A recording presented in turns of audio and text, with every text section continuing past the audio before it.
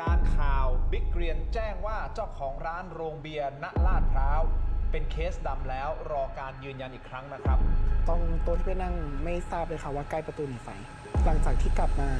ถึงที่ห้องแล้วเรามาดูข่าวที่ในสื่อต่างๆค่ะก็รู้สึกแบบหดหูใจมากๆค่ะเพราะว่าเราช้ากว่านี้นิดนึงเราก็อาจจะเกิดเหตุการณ์แบบนี้ขึ้นได้ก็รู้สึกแพนิคมากๆนอนไม่หลับเลยนี่ไม่ได้หลับใช่ยังอยู่กับคุณกันคุณเพื่อนๆนะครับผู้ที่อยู่ในเหตุการณ์เพลิงไหม้นะฮะโรงเบียร์ตรงนี้นะครับแล้วก็แน่นอนฮะทีมกู้ภัยไม่ว่าจะเป็นคุณจักริดคุณปิยพัฒน์แล้วก็คุณพิทักษ์พงศ์นะฮะคุณผู้ชมครับพูดคุยกันต่อนะครับคุณผู้ชมอย่างนี้ฮะล่าสุดเนี่ยเราตรวจสอบนะครับพอดีมีเพจบิ๊กเกรียนนะฮะก็มีการโพสต์ล่าสุดออกมานะครับคุณผู้ชมการข่าวบิ๊กเกรียนแจ้งว่าเจ้าของร้านโรงเบียร์ณลาดพร้าวเป็นเคสดำแล้วรอการยืนยันอีกครั้งนะครับบิ๊กเกรียนเพิ่งโพสต์ล่าสุดนะฮะเมื่อไม่นานมานี้เองนะครับนั่นหมายความว่าสิ่งที่ผบ.ตร.พูดไปก่อนหน้านี้นะครับที่ท่านบอกว่าอยู่ที่ ICU โรงพยาบาลแต่รอการยืนยันนะฮะรอการยืนยันอีกครั้งหนึ่งนะครับว่าเป็นเคสดำจริงแล้วหรือไม่เคสดำแปลว่าอะไรครับแปลว่าเสียชีวิตนะฮะคุณผู้ชมครับเดี๋ยวรอการยืนยันอีกครั้งหนึ่งนะครับมาเดี๋ยวเราพูดคุยกันต่อทั้งสองท่านที่อยู่ในเหตุการณ์นะครับเป็นการไปที่นั่นเป็นครั้งแรกกวาดสายตาผมถามว่าปกติเวลาเราไปที่สถานบันเทิงเลยแล้วแต่เนี่ยหรือห้างแล้วบางทีเราจะเห็นอยู่แล้วแหละชัดเจนจะเป็นป้ายแม้แต่ที่เนี่ยสตูดิโอนะของ GMM เนี่ยนะช่องวันเนี่ยก็จะเห็นทางหนีไฟก็จะเขียนชัดเจนเป็นป้ายเขียวๆใช่ไหมแล้วก็เป็นรูปคนหนีไฟเข้าไปแล้วคุณเท่าที่จำความได้เนี่ยเห็นบ้างไหมที่เข้าไปเลยไม่เห็นค่ะเพราะว่าไม่ได้สังเกตตรงทางประตูเพราะว่าตรงโต๊ะที่ไปนั่งไม่ทราบเลยค่ะว่าใกล้ประตูหนีไฟคือไม่รู้เลยว่าตรงนั้นเป็นประตูค่ะข้างในมันมืดขนาดไหนมืดมากค่ะพอยิ่งตอนควันกระจายก็มองไม่เห็นเลยค่ะถ้าไม่มีคนวิ่งออกมาก็ไม่สามารถไม่รู้เลยค่ะตอนเป็นประตูตกแต่งเป็นยังไงข้างในพอจำได้ไหมมีการตกแต่งเป็นลักษณะแบบไหนมีการห้อยของมีดอกไม้มีอะไรพวกนี้อะไรมีไหมไม่แน่ใจเหมือนกันครับเพราะว่ามันมืด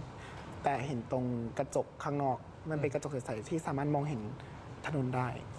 โอเคคือมองจากด้านในออกไปเห็นถนนได้ใช่คุณกันพอจำได้ไหมครับข้างในตกแต่งอะไรเป็นยังไงหรือว่าเห็นป้ายที่มันบอกว่าทางหนีไฟไหมมีไหมครับอันนี้ไม่ได้สังเกตดู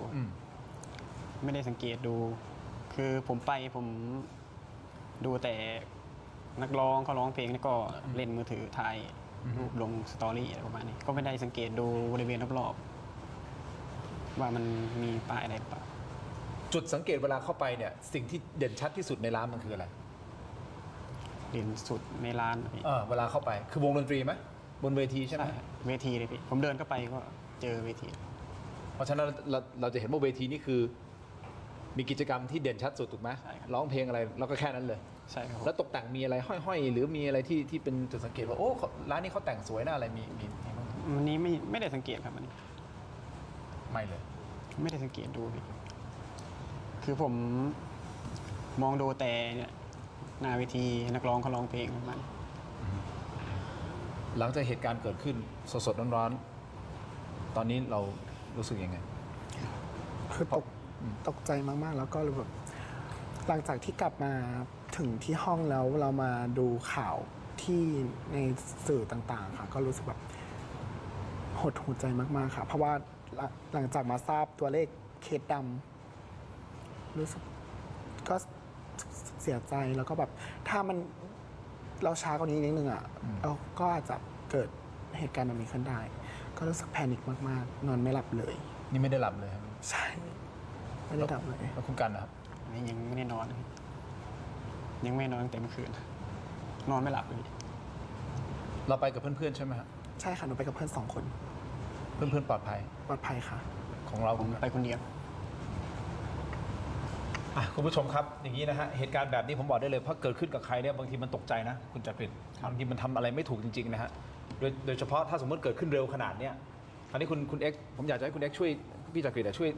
แนะนำเราหน่อยได้ไหมถ้าเกิดเหตุการณ์ลักษณะแบบนี้วิธีการเอาตัวรอดเบื้องต้นแบบง่ายที่สุดที่สามารถทำได้ผมมีอุปกรณ์เอาอันแรกก่อนไหมได้ครับเอาผ้าก่อนก็ได้เอาผ้าโอเคเป็นลักษณะแบบนี้นะครับคุณผู้ชมแต่ก็ต้องฝากไว้มุมหนึ่งนะฮะว่าบางทีมันก็อาจจะ ทำให้เรานั้นไม่ทัน เพราะว่าเชื้อเพลิงที่มีอยู่ณปัจจุบันนะมันเร็วมาก เข้าใจ ครับแต่ก็ยังมีอุปกรณ์เบื้องต้นที่ยังทำได้ คือโพรงจมูกของเราเนี่ยนะครับมันต้องการออกซิเจนกับไม่ต้องการคาร์บอนนะครับ อ่าฮะ คราวนี้ผ้าเนี่ยถ้าเกิดเราชุบน้ำแล้วบิดหมาดๆเลยเนี่ยมันคือสิ่งจำเป็นมากเป็นพื้นฐานที่อยู่ในรากฐานขององค์ความรู้ในในจุดแรกเลยว่าเราควรจะต้องทำอะไรกับมันนะครับผ้าเนี่ยชุบน้ำถ้าเกิดผ้าเปียกเลยแล้วก็ชุบเลยโดยที่แบบเราไม่บิดเลยเนี่ยมันก็ทำให้พังผืดของน้ำเนี่ยนะครับมันก็ไปอยู่กับเนื้อผ้า แล้วก็หายใจไม่ออก แต่ถ้าเกิดผ้าชุบน้ำนะครับแล้วบิดหมาดแล้วมันก็ยังพอที่จะมีโอกาสปิดจมูกได้ ปิดจมูกแค่นี้เองนั้นเป็นเรื่องปกติเลยครับถ้าเกิดคุณทำได้แล้วคุณพยายามก้มตัวต่ำนะครับแต่มันก็อยู่ในแวดล้อมสถานการณ์แบบไหนนี่ก็เป็นเรื่องหนึ่ง อีกเรื่องหนึงครับแต่จมูกสำคัญไม่ให้ควันเข้าไปในจมูก โดยเอาผ้ามากองนะครับแล้วก็ปิดนะอันนี้พอ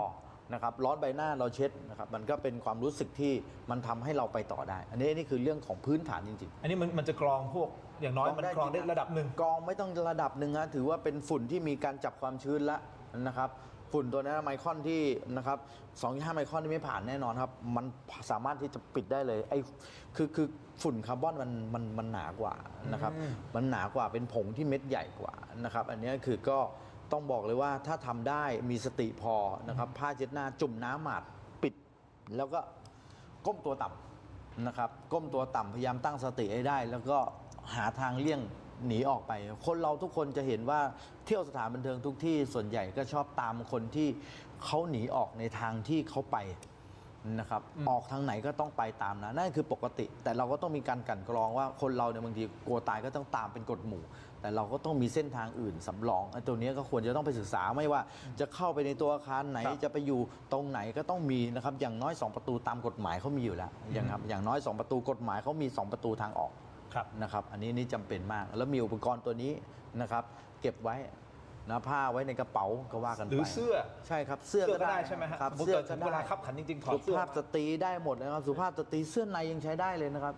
มันมีบาร์ emergency bar หรือบาร์ในฟองน้ำของเรานี่ยังสามารถใช้ได้ ทุกอย่างที่มีอยู่ ก็คือ มัใช้ได้หด จุ่มน้ำ ครับจุ่มน้ำบิดหมาดเทใส่นะครับ โอเค แล้วก็บิดหมาดอันนี้ได้หมด งั้นเกิดคำถามเหมือนกันนะครับในสถานบันเทิงบางทีอาจจะ